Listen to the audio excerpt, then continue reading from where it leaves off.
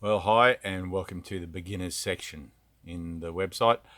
I thought I'd make this little video as a kind of an introduction to spiritual awakening, what it is, what awakening is, what the situation is that you find yourself in, let's say, as a human being in a world, in a universe, with 7 billion other human beings in the year 2018 or whatever year it is that you're watching this.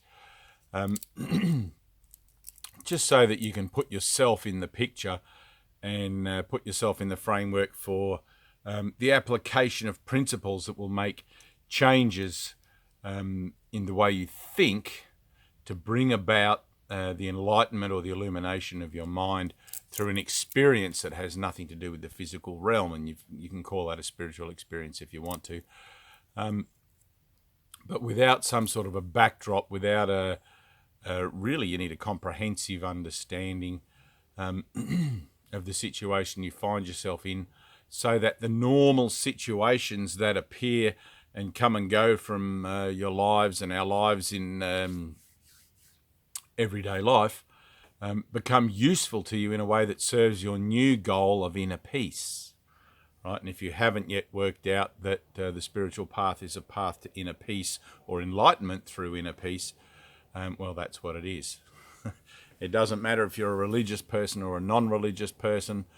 At some point, you're going to come to the conclusion that there are leaps of faith required for you to be able to begin to fathom the nature of the idea that there is a greater power and that you are supported by that greater power, and you can call that God or you can call that universal mind or whatever you want. I don't really care. But the spiritual path is a path of altruism, right? So where everything is useful to you to reach your goal, just as now everything is useful to you for reaching the goal that has been preset for you by your decision to come here to the physical realm to experience separation from God, separation from Source. Okay, and if you haven't yet worked that out, if you haven't yet worked out the reason why you're here and what it is that you're experiencing, that's what it is. You're experiencing separation from unconditional love. And as you look out there into the world, on the journey of your soul, let's say, you have a body, you're surrounded by other bodies, and things happen, and everything's a relationship, and those relationships are learning tools for learning basically that it's better to give than to receive. And through the action of forgiveness, you're going to bring about a reversal of the negativity or the judgmental thought system that continually chooses for the experience of separation, and you're going to begin to learn to choose for your greater good, which includes the greater good of everyone, because we are all one. All right, so in this beginner's video, I thought it'd be handy if I just set out a couple of little stories maybe. It's the only way I can really describe it, because until you have your own experience and until you have some form of revelation, the idea that you're separate from God or whatever is just a concept. And likely you have a concept that, no, I'm not separate from God if God is everything. And that's a good start.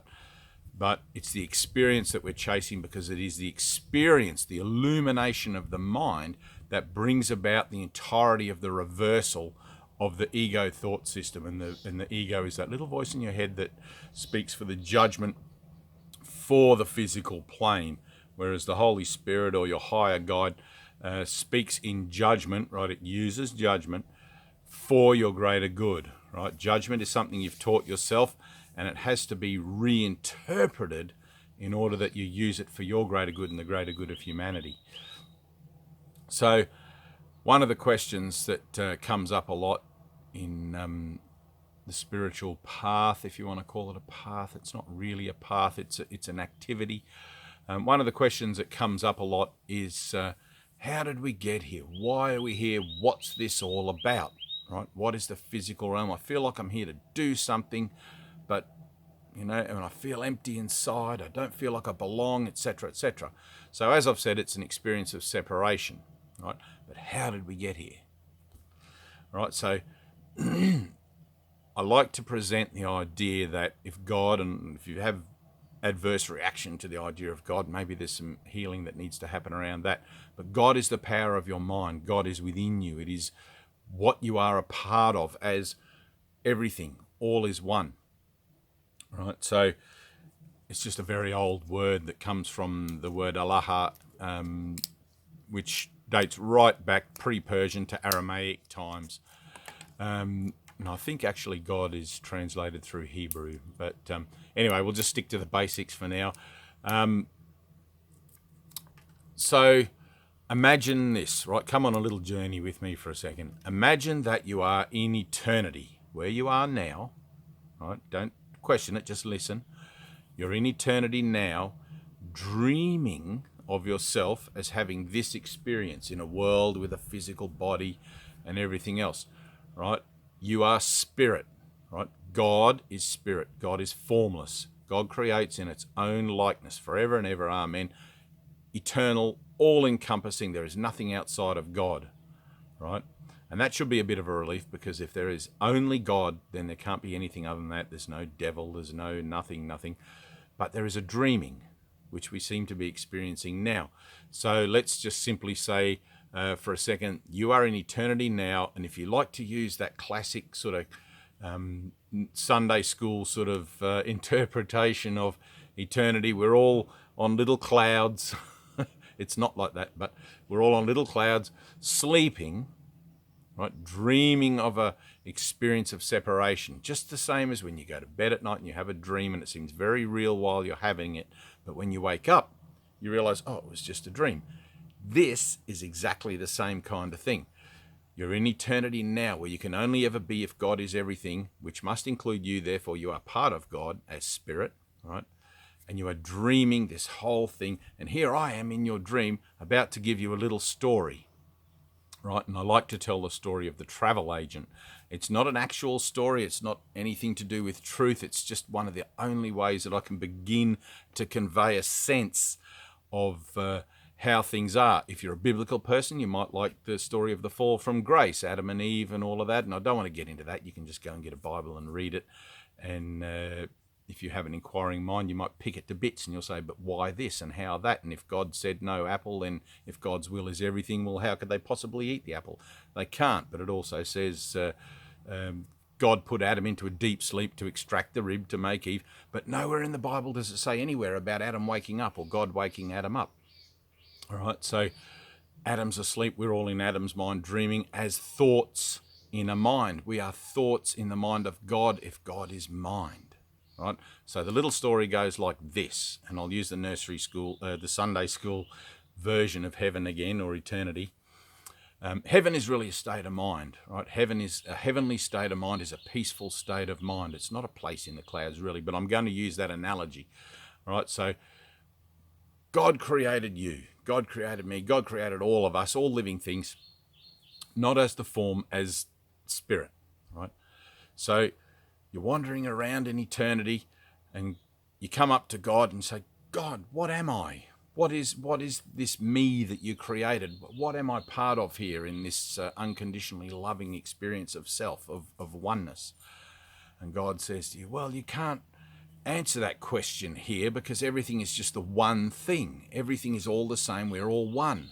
If you want to know what you are, you have to have an experience of knowing what you're not, or experiencing something you're not, so you can come to know what you are, right? So God gives you free will, bloop, little ball of free will, and says to you, go off down to the travel agent and have an adventure, right? Go on a journey. Much the same as in generations past, if you wanted to find yourself, you might take a trip overseas and you go off on a journey around the world to find yourself and to know yourself and that sort of thing, which is a very similar kind of analogy, right? So you take your little free will and you go down to the travel agent, and there on the rack, you walk in, there on the rack, there's all these brochures, just the same as a travel agent here, but they're a bit different. There's 12th dimension, 5th dimension, 3rd dimension, blah, blah, blah, blah, blah. All these different experiences that you can have, right? And one of the things I love in the Bible, my Father's house has many mansions. So within one thing is many more things. And you pick up the brochure for the third dimension, right? And you look at it and it's entitled Third Dimension, Death. You don't know what death is. You've never experienced anything other than unconditional love. You don't really know what unconditional love is because it's just something that you're part of, like a fish doesn't know that it lives in water. It's just its environment, right?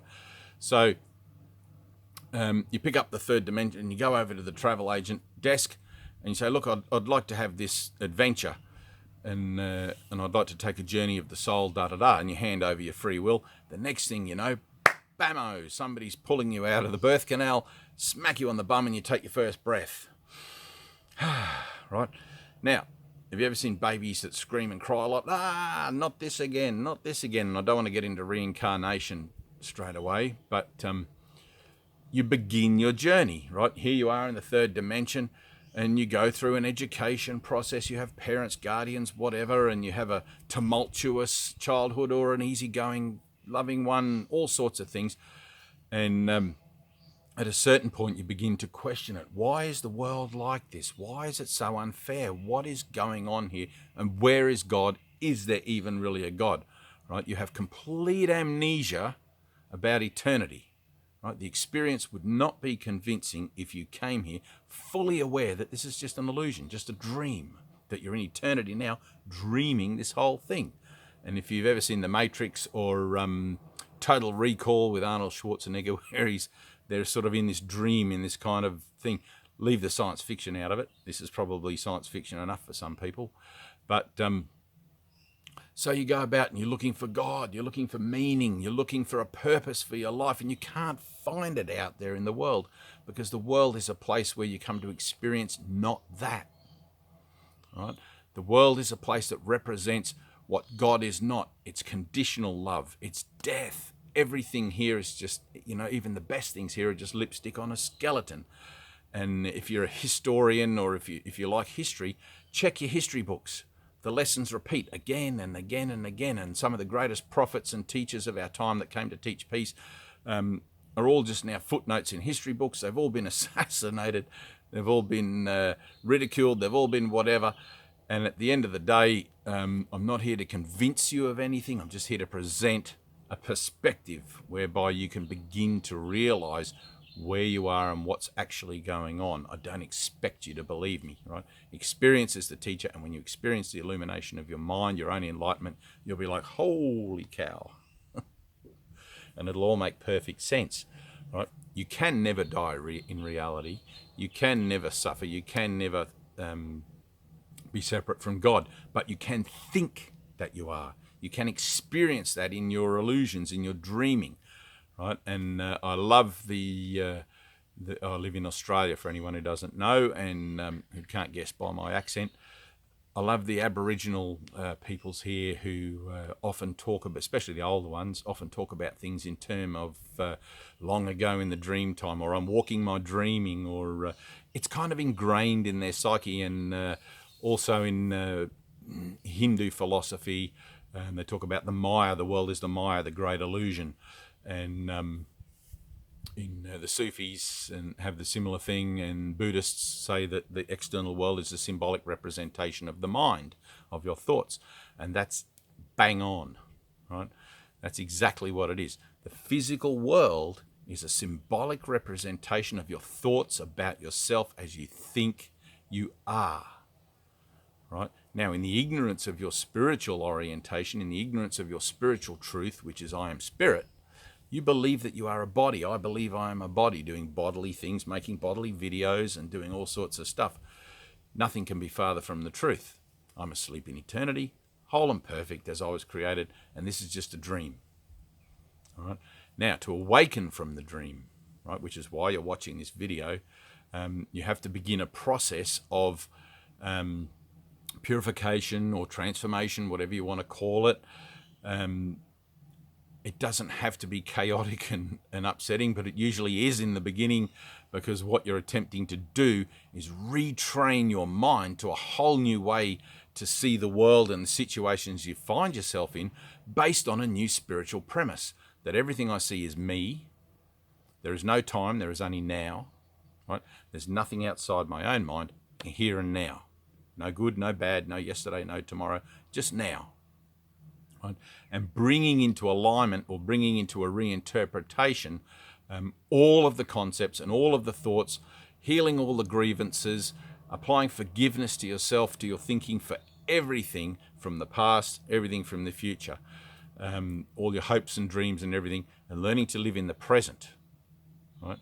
When you have learned to live in the present, and I've shortcutted here a great deal, when you have learned to live in the present, what happens is you apply principles of forgiveness, tolerance, patience, and all these sorts of things to the situations.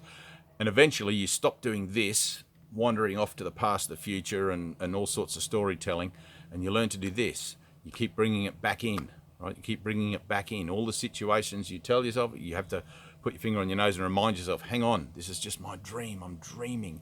And it takes a lot at the beginning to be vigilant for your sense of inner peace. Right? Now, your sense of inner peace, your own sense of inner peace, is your guide, let's say, for showing you where your blocks are, one, because every time you get dragged out of that peace into the chaos of the past, the future, and reacting to things out there as if it was your reality, rather than eternity as your reality, you'll experience all sorts of jumbled in your mind. And if you sit quietly for a minute and watch your thoughts, you'll realize how chaotic they can be. There's good ones that you think you like, and there's crappy ones that you hope no one ever finds out you're thinking. And you don't remember looking on that brochure in the travel agents, looking at ideas of war, marriage, romance, divorce, kids, death, cancer, all these sorts of things, right, that you can experience in the physical realm. And because you don't remember doing that, you have to take a leap of faith in all the applications that you make with forgiveness, to allow yourself to see that you're supported by a greater power, not of your own making, because forgiveness is not of you, but it's for you, and it's through you, right? So through the prayer of the heart for the healing of the mind that believes it is a body or believes it is separate from God, miracles are witnessed through you. Shifts, changes, internal are witnessed in your experience of the relationships that you have, which bears witness to you, and then begins to just automatically kind of affect others around you in a way. You find that you become more peaceful. You understand why the world's so screwed up. It's like, holy cow, no wonder nothing here makes sense. I'm in a world that doesn't make sense. Stop trying to make sense of it and begin to apply the principles that bring me back to peace, right? So I can enjoy my life here, fulfill my purpose of the experience of the world, come to know who I am in truth as spirit, and then no longer have to repeat another cycle, another reincarnation, let's say. And I should add that reincarnation in the total sense is not true, because the world is not true as you find it here and now. And that's going to seem crazy, right? It's going to seem crazy. But you've been told that the world is not true, and you've heard that the world is just a dream or an illusion ever since you were a baby, more than likely. Little nursery rhymes. Row, row, row your boat gently down the stream. Merrily, merrily, merrily, merrily, life is but a dream. Right? There's the dream job, the dream car, the dream partner, the dream life, the dream whatever you want. And you're surrounded by things that give you ample opportunities to forgive. Right? And as you begin to forgive, you lighten your load. As you begin to forgive, it's like you dump off your troubles, you let go of your grievances and all of these things, and you start to feel better. And it's like, oh, I don't have to solve every problem in the world. It's just like whatever's in front of me here and now, that's what I'm doing. And the spiritual path in that sense is very, very simple. It's just a matter of accepting atonement or at-one-ment or oneness by doing this, keeping your finger on your nose, taking responsibility in total for the figures and the images in your dream, and learning not to react to them, but rather to step back within yourself and ask yourself, what should I say? What should I do? Where should I go? Who should I talk to? All these things, asking your higher guide in the recognition that I only want peace in this situation. I don't want to be right. I don't want that person to suffer. I don't want any of this bullshit. I want to make my way as quickly as possible to a point in my own mind through practicing being here and now, so that I can take that in my meditative efforts, and we'll get into meditation later, that point of here and now as a point of focus in my meditation, wherein I can actually begin to slip back in my consciousness to have, let's say, glimpses or little brief experiences of light in my mind, which will give me that new focal point of my truth. Right? It has to be an experience. Concepts are nothing. Right? And one of the pitfalls of spirituality is defending yourself with spiritual concepts. Right? Just allow the world to be whatever it is. You don't have to walk around going, no, it's just a dream, because you already don't believe that it's just a dream. So treat it as your reality here and now. Right? It'd be crazy just to walk around in denial of it in the concept that it's just a dream. The fact that it's just a dream or just an illusion, fine, that's the way that it is. But I'm in an experience at the moment of finding myself in very much the solid belief that, there is pain, suffering, and death in the world. Right? So the process of relinquishing your ego dependency on the physical identity is one wherein, one step at a time, one day at a time, we make a little confrontation, and I think it's John in the Bible says, I die daily. Right? So I die daily. I make a little confrontation with my own bullshit every day, right? Where I see that I'm buying into the drama. I see that I'm buying into the illusion. I see that I'm buying into the dream, and that I still value something out in the physical plane, right? Now, the physical plane is going to continue to exist until you've learnt the lesson of letting go, until you've learnt forgiveness completely and accepted atonement for yourself. But you have to chip away at it bit by bit by bit. Now, some emotionalities, some packages, let's call them, you might have somebody who you know who is in suffering at the moment with a disease or something like that, and that's the experience they seem to be having. But learning then to use how that makes you feel, learning then to use your emotional attachment, it can be for or against, right? Learning to use your emotional attachment as grist for the mill, all right? As something that you can apply the new principles of your spiritual path to help you maintain inner peace in that setting, right, in that relationship, and bring about something through you that can be beneficial, right? And sometimes that can be wildly unexpected. Right? I remember, and just a little, I won't get into stories too much, but I remember one day after a particularly long meditation, I was walking along the beach, and there were high sand dunes up over my head, topped with grasses and embankment and everything, and I couldn't see up over the sand dune. And I was just asking within myself in the meditation to be useful, right? I wanted to be helpful. I wanted to be able to represent this new kind of path of peace that I'd found to others somehow. I didn't know how to begin to go about it. And as I was walking along the beach, because I was asking within, I felt this incredibly strong presence within myself for a moment, and I just felt the urge to go up into the sand dunes. Right? Now, I couldn't see what was in the sand dunes. I couldn't see up. I knew there was houses way back and whatever, but there was a lot of bushland between the beach, the sand dunes, and the houses. And so I scrambled up the sand dune and took about 5 or 6 steps into the long grasses, which was probably waist high. And there was a young girl there with a knife who was beginning to cut her wrists, and there was a little bit of blood coming, and I was completely flabbergasted, right? And I sat with her for a while, didn't take the knife away, but I just sat with her for a while and talked about what things that I'm talking with you now. And one of the things she said to me was, I used to think like that. I used to believe that I was on a journey and that I was here to accomplish a spiritual truth, and things like that. And she'd met somebody, a boyfriend, who had convinced her that she was nuts, and it had kind of screwed with her sense of self, and she'd given up, right?